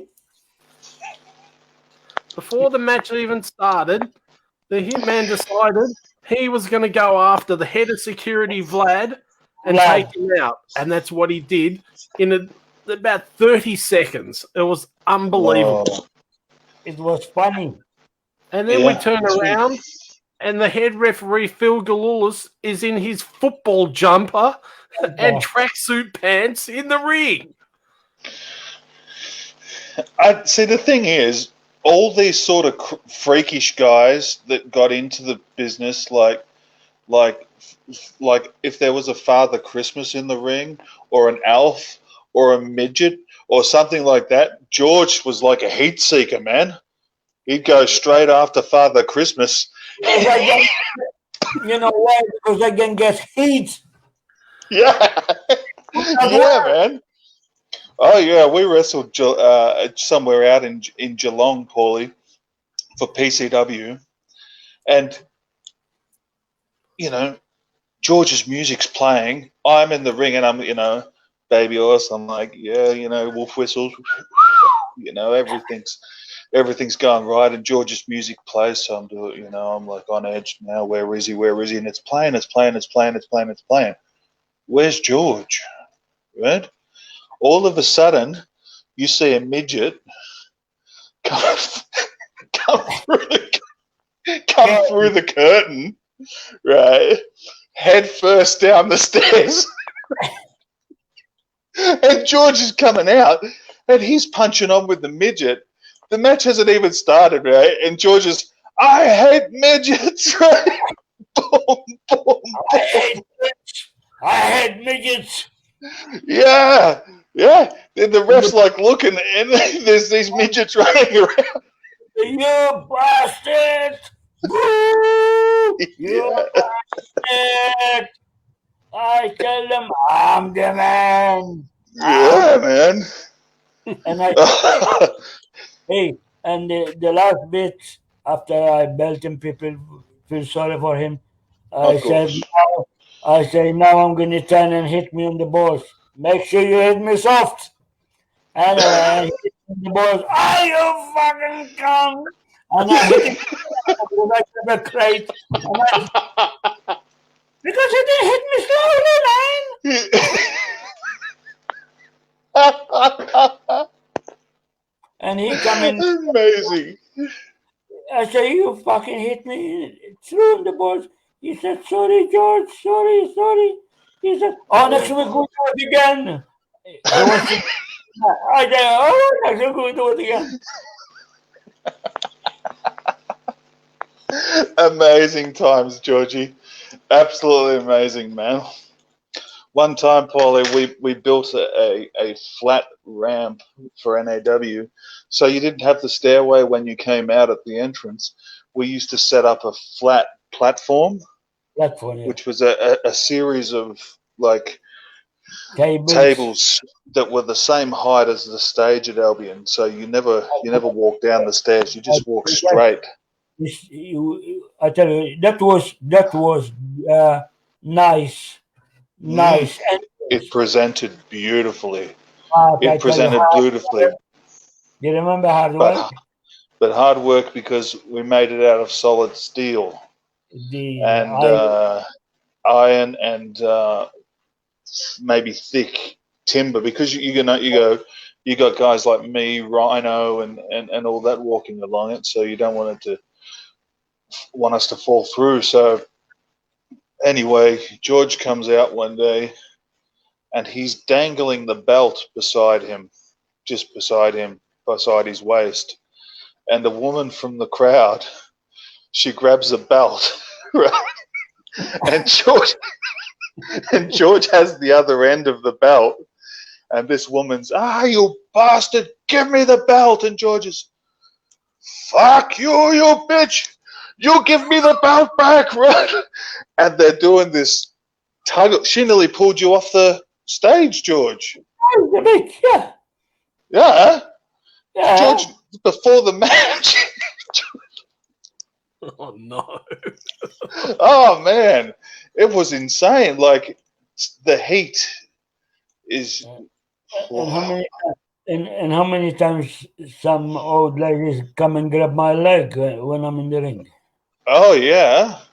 to pull me when there was no barriers. Yeah. Wow. And they hit me One with day, Georgie. You remember? I was Yeah. This old woman had walking had crutches. It was your fucking girlfriend. What's his name? Hey.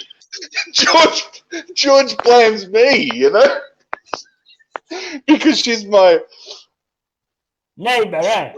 She's my neighbor, and she's just an awesome wrestling fan, and George blames me, right? Because, you know, what happened? She had crutches because she injured herself, so she's waited till George comes out, and she lined him up and cracked him with the crutches. And George is, you and her have been battling for years, George. Really? Yeah. Now we in the last few years we are good friends. She talked to me. Yeah. But they were battling, Paul, like phenomenal. I remember, like, George had me down on the ground in Melton, and he's choking me, and Kurt was ringside, and this old woman ran from the crowd, and she grabbed Kurt's walking stick off him, and she ran back into the audience, and of course Kurt, he can't walk without it, so he's yelling, you know, give me back my walking stick. Give me back my stick, you know, and George is in the ring. You give her a stick. You give him his stick, you know, and it was vicious, you know. She even punched Vixen one day, you know. One day I think Vixen was managing someone, or maybe she was wrestling Lozen, and she ran over and she gave Vixen a punch to the guts. And and Vixen come backstage and she said, does anyone know who that old woman is? And I said, no, I've never seen her before, because they're going to throw her out. But George and I were aware of how she was. So it's crazy times, Georgie. Used to pay the money, man. Yeah, that's it. Yeah, that's it, you know. We can't get throwing the fans out. So, well, just before we wrap this up, guys, because we've almost gone 2 hours, and it's been fantastic talking to you, George. And we're definitely going to get you back on the show again, because the stories never end. And there's a lot we want to talk about with NAW, and about when NAW will be back. And we'll talk about the new talent, the new guys. There's a lot we can talk about. But there's someone very special who we lost at the end of last year, and that was James the Beast Jackson. As you can see in the photo here, he was very much loved by us all, very much a big part of the NAW family. Just to you, Kane, and to you, George, just some memories and thoughts about our good friend James. James, for me, he was a good friend, and you know, I start training. He started training with me. He was 17 years old, and we became good mates, good friends, like brothers, you know. You understand? Like all the wrestlers, you know. But He had Yeah. so much respect Yeah. for me. He had a massive heart. Yes, and Huge. like them too. You know, Yeah. I have respect for him too. Yeah, and like He was good man. he's a good man, and he's the product of his wrestling, his promos, the song he wrote for you. Yeah. Some of Look, that man, stuff is just I amazing work. had good respect for him. Yeah, And amazing work. even Josette, he was really good friend of ours. He was really one guy who really understood what a wrestling character had to be. Oh yeah. He always put in a lot of effort into the way he looked and his whole mannerisms and the way he presented himself to the fans and the way he got over with the fans, and also he did some of the best promos ever in Australia that we've ever seen. No, yeah, he was good. He was good and Very educated. educated. But he was educated, but he was not one of the guys. Oh, I know everything. Nah. No, he'd He always was listen. humble. Very, He was very humble. humble. You understand? And He even hung out with meatheads like me, so that explains how humble he was. You know what I mean? And me. Yeah. look, He was just so good. And- Massive Yeah. heart. I always think a lot of the new guys out there, not even NAW wrestlers, anyone here in Australia, if they do their homework and have a look at James the Beast Jackson and what he did, you can learn so much. oh yeah. Even from the little bit that's out there, you can learn so much about what he did and how he came across, and it's a very much a really big learning. And he had it until the very end. He never lost that presence. He never lost that thing. He did such a great job at one of the shows. I think it may have been King of the Cage or the Survivor Series, and like even Gabriel Wolf was like running around backstage after the show, and he's like, I got to find James. I got to compliment him on how great he did, and Look, it was really good. talk about me and look, me, I try to keep NAW like friends, like a family. If I can, because look, NAW, they are the wrestlers. They're not me. All the wrestlers, who was in NAW, that belongs to them. You understand? Not only me. You understand? We are. I try to keep it family. You understand? Yeah, and we're going to come back good, George. We'll never ever stop trying to promote. We'll never ever stop trying to improve things. We'll never ever stop trying to get better, and that's just the way we're designed. So it's we worked on it a long time, George. Like, look, we tried everything. We tried everything. In Melbourne, we've been, mate, we are the longest. Yeah. That's what they say. We are the longest NAW. You understand? Yeah. Before Sam Rossi and people, they have some money and they go do a show. Yeah. You understand? And they do one show. You NAW understand? never had like a huge money investor aside from what's his name, the big that time we did the Tasmania, Tony Vutnik, but that was a different time. Yeah. But it was built from hard work. Hard work is what built NAW. There was no one that came and gave you a check, was there, George? No. No Look, one man, came and said, "Here, use this to promote." It was built from nothing. because the strength of the boys, because Yeah, the boys they want NAW to keep going. You understand? yeah. Some people they look for big money. You understand? Some people gave the money. It's true. Yeah, the lengths we went to get NAW off the ground in the early days, George, we tried everything. You know, George and I spent a lot of time, not just me, but others too. But walking. We went into the shopping centres one day, Paul, me and George said to me, he said, "Kane, put on a muscle top. I'll put on a muscle top, and let's walk through the shopping centres." And we did that. And the amount of people in the shopping centres, just by us walking through, that came over to question us was phenomenal.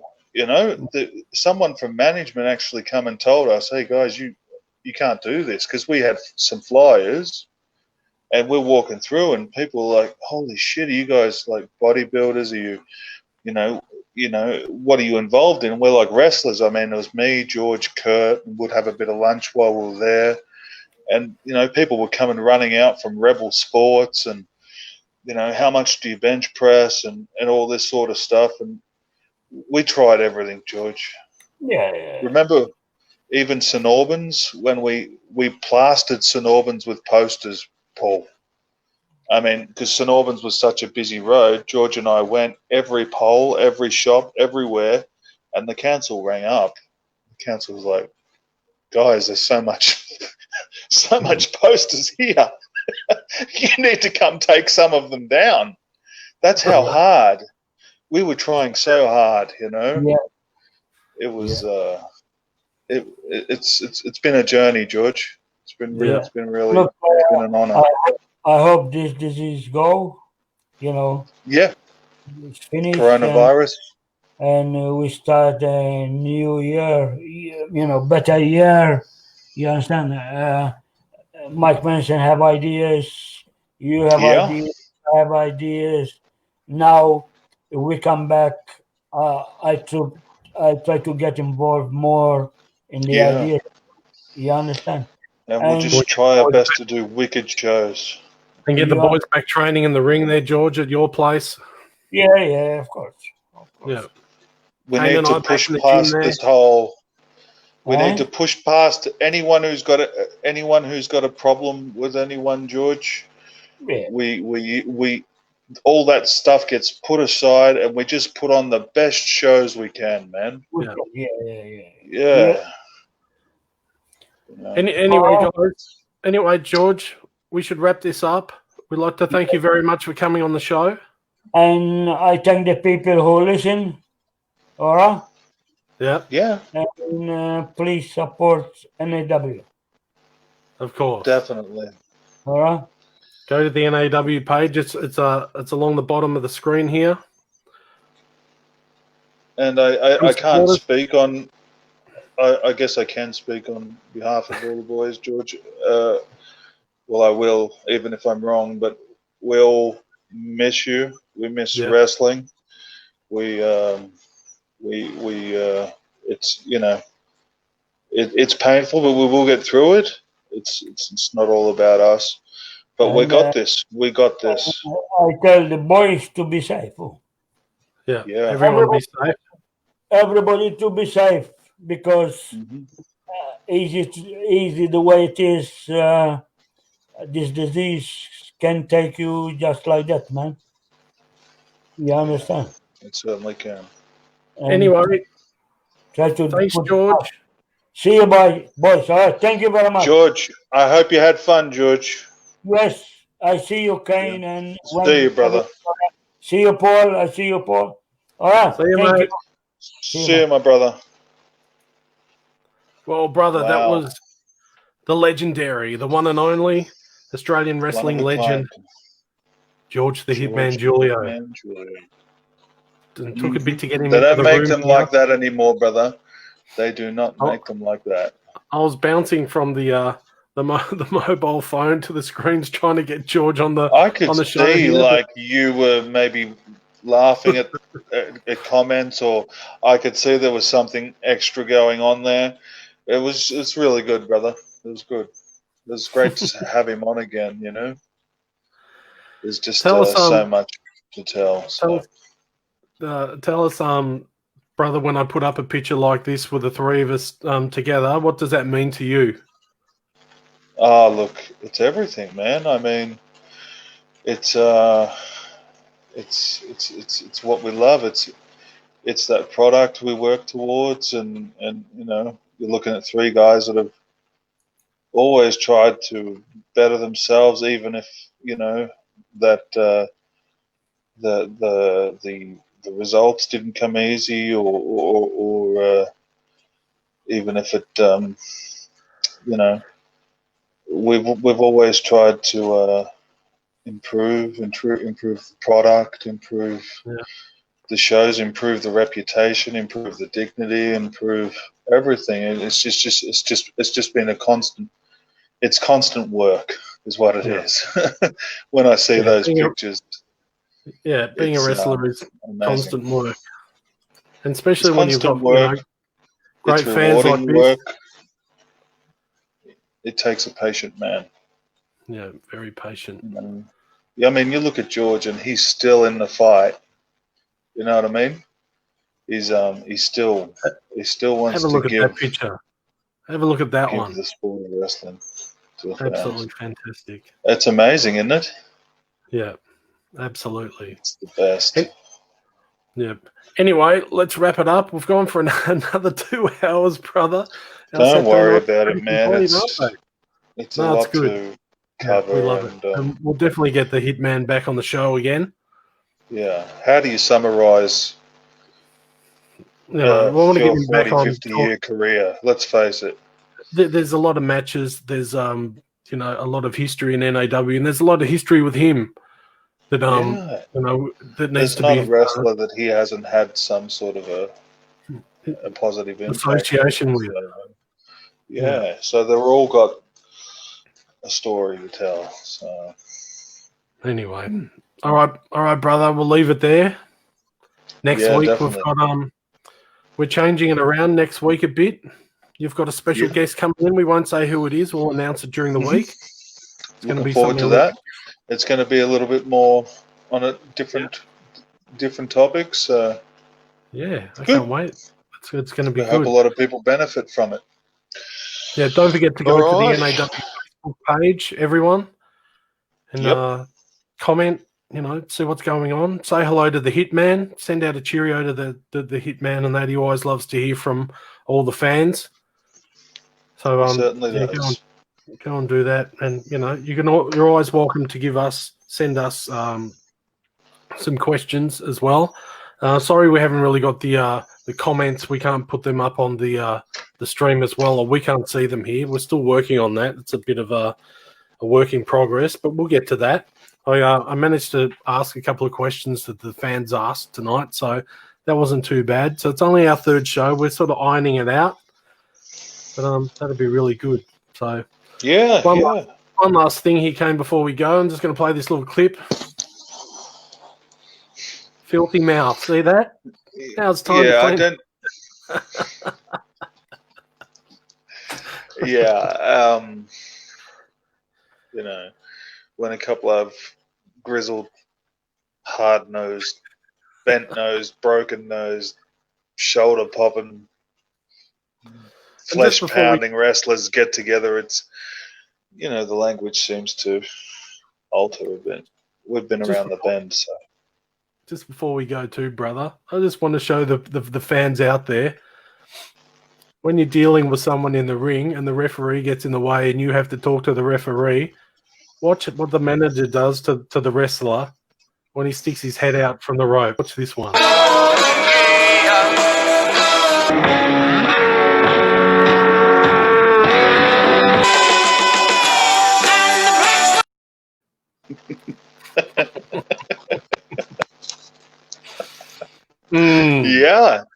Yeah. I mean, I don't see anything wrong with that picture. Did you?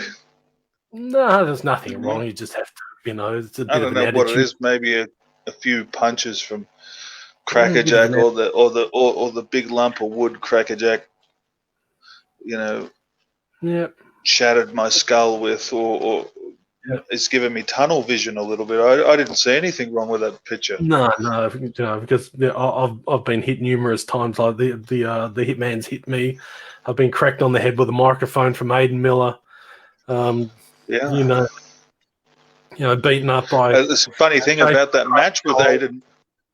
A thing I should probably mention about that match with Aidan Miller is beneath my mask was full of blood when I went backstage. So it's all coming from my mouth and nose and everything. I mean, the fans didn't see that because I got the full mask on.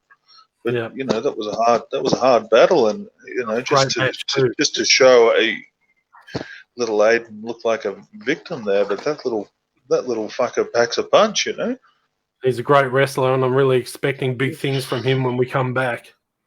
Ooh, yeah. Same with the Crusher. They're in a house. They're in a house together now. Did you know that? Well, there's three of them. They have a wrestling house. It's like Aidan Miller, Tyson, and Jet Ruka in one house. And when the fucking bell goes on the microwave in that place, brother, you better hide under the table. Because fucking Ruka, he'll come out of the top pantry. You won't even fucking see him coming, mate. He'll just nail you. I would hate to live in that fucking house. Because, mate, when the microwave bell goes ding, it's on for fucking young and old, mate. I heard it's a battle royal for the 2-minute noodles.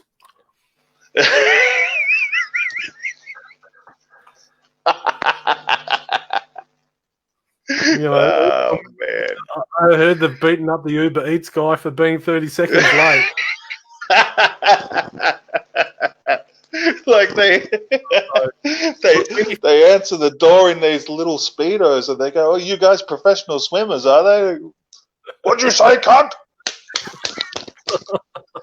"I'm a second-generation superstar, you faggot." You've got the filthy mouth. Shit, sorry, brother. But anyway, look, I'd just like to thank Daniel Beaumont for helping out tonight. Thank you very much. He was in communication with George and Josette. Cousin Yuri the Black, even though we hate him and we've beaten him up, well, I've punched him out. He's a great help with the stream as well. He streams it on his own page. And he also has one of the best Twitch streams as well, if you're into a bit of the old gaming, which we are. Yep. I don't know nothing about that. Yeah, I'll leave it to you, brother. He does a great... I'm a basic man. Basic man. Go for it. Yeah, I'll leave Lozen as well in the background. Lozen's there somewhere. She's actually gone to sleep. She's actually gone to sleep. We've been looking after the cats all night. Well, it's I got some. Yeah, I'll talk to you. I'll talk to you another time. We got to. I'd better call the RSPCA on this one. And